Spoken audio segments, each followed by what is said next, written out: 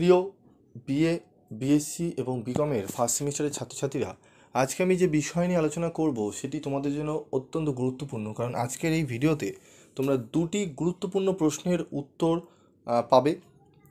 কি সাবজেক্টের? Constitutional value. ঠিক আছে, কনস্টিটিউশনাল ভ্যালু থেকে তোমাদের দুটি গুরুত্বপূর্ণ প্রশ্নের উত্তর আলোচনা করে দেবো। প্রশ্নটি ভালো করে দেখবে এবং ভিডিওটি স্কিপ না করে ভিডিওটি দেখতে থাকো, যে উত্তরগুলো বলবো। তো দুটি প্রশ্নের উত্তর তোমরা চেয়েছো, বারবার কমেন্টস করেছো, আমি ক্লাস করাচ্ছিলাম যার জন্য আমি দিতে পারিনি, তো তোমাদের আমি দিচ্ছি। দেখো, এখন প্রথম প্রশ্ন হচ্ছে, ভারতের সংবিধানের বৈশিষ্ট্যগুলি আলোচনা করো। এই প্রশ্নটি আমি আলোচনা করব এবং আরেকটি প্রশ্ন আলোচনা করব, ভারতীয় নাগরিকদের মৌলিক কর্তব্যগুলি উল্লেখ করো। এই দুটি প্রশ্নের উত্তর তোমরা আজকের এই ভিডিওতে পেয়ে যাবে। তো যাদের নোটস তোমরা কেনোনি তারা এই যে আলোচনা করব তার স্ক্রিনশট তুলে তোমরা দেখে নেবে। তো দেখো, ভারতের সংবিধানের বৈশিষ্ট্যগুলি আলোচনা করো। এক হচ্ছে, প্রতিটি দেশে সংবিধান থাকা অপরিহার্য। ভারতেও একটি সংবিধান আছে। 1950 সালে 26শে জানুয়ারি ভারতের সংবিধান কার্যকর হয়েছে। ভারতের সংবিধানের প্রকৃতি বিশ্লেষণ করলে নিম্নলিখিত বৈশিষ্ট্যগুলি লক্ষ্য করা যায়।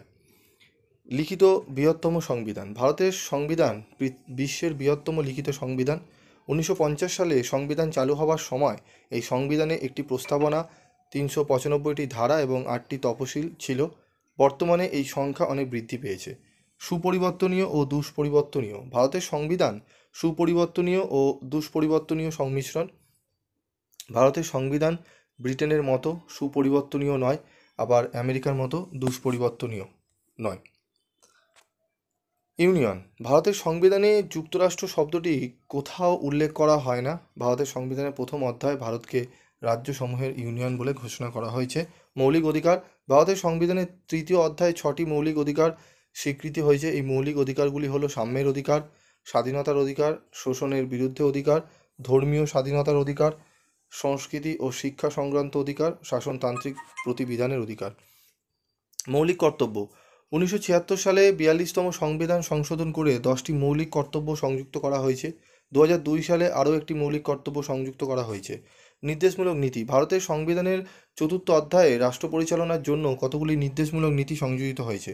এক নাগরিকত্ব। ভারতের সংবিধানে এক নাগরিকত্ব স্বীকৃত হয়েছে। কোনো অঙ্গরাজ্যের নাগরিকত্ব এখানে স্বীকার করা হয়নি। জরুরি অবস্থা। ভারতের সংবিধানে জরুরি অবস্থা ঘোষণা করার জন্য বিশেষ ব্যবস্থা গ্রহণ করা হয়েছে। সংবিধানে 352 থেকে 360 নং ধারায় জরুরি অবস্থা নিয়ে আলোচনা করা হয়েছে। বিশেষ ব্যবস্থা। ভারতের সংবিধানে তপশিলি জাতি, উপজাতি, অনগ্রসর শ্রেণী প্রমুখ দুর্বল অংশের জন্য বিশেষ ব্যবস্থা গ্রহণ করা হয়েছে। উপরিউক্ত আলোচনার পরিপ্রেক্ষিতে বলা যায় যে ভারতের সংবিধান এক অভিনব দলিল। বহু বছর ধরে সংবিধান বহু সমস্যা মোকাবিলা করেছে।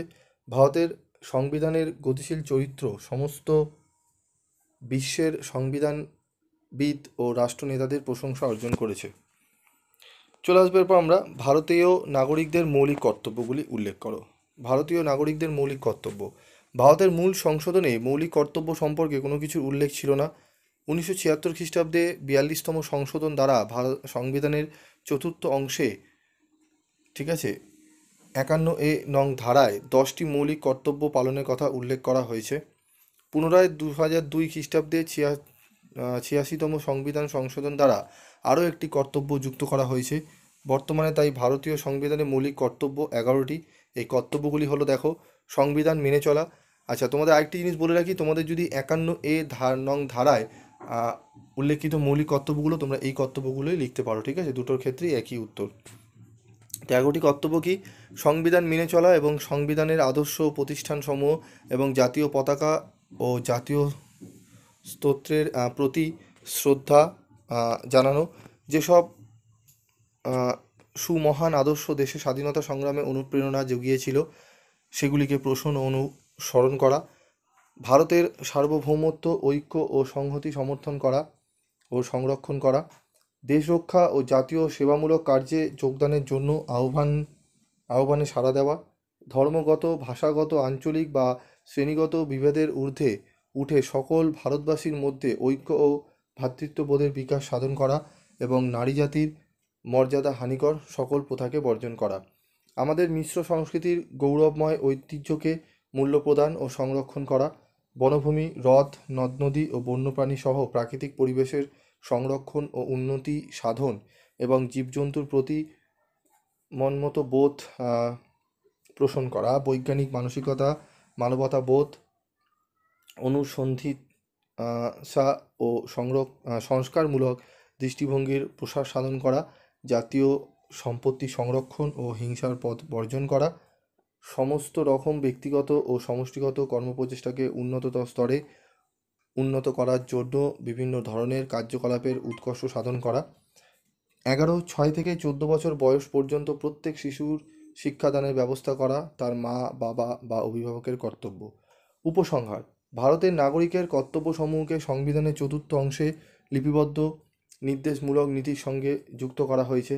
এই কারণে কোনো কর্তব্যকে কেউ অসামান্য করলে তার প্রতিকার আদালতে পাওয়া যায় না, কারণ সংবিধানের 4th অংশে বর্ণিত নির্দেশমূলক নীতিগুলি আদালত দ্বারা বলবৎযোগ্য নয় বলেই কর্তব্যসমূহের জন্য একই কথা প্রযোজ্য বলে ধরা হয়েছে। তো এই দুটি প্রশ্নের উত্তর তোমরা দেখে নিও, ঠিক আছে? স্ক্রিনশট তুলে নিতে পারো তোমরা, আমি এখানে জায়গা করে দিই, তোমরা এখানে স্ক্রিনশট তুলে তোমরা এই ভিডিও যে আলোচনা করলাম সেগুলো তোমরা পড়ে নিতে পারো। দুটি প্রশ্নই খুবই গুরুত্বপূর্ণ এবং তোমরা এক কাজ করবে, লাস্ট মিনিটে যে সাজেশন দিয়েছি সেটি অবশ্যই ফলো করবে এবং মক টেস্ট পেপারটি ভালো করে ফলো করবে, ঠিক আছে? মক টেস্ট পেপারটি ভালো করে ফলো করো এবং তোমাদের আর কোন কোন প্রশ্নের উত্তর লাগবে তোমরা কমেন্ট বক্সে লিখে জানিও এবং গ্রুপে তোমরা জয়েন হও। গ্রুপের মধ্যে তোমাদের কিন্তু বিভিন্ন অ্যান্সার কিন্তু দেওয়া হচ্ছে। আজকের মতো এটুকুই, দেখা হচ্ছে পরবর্তী ভিডিওতে।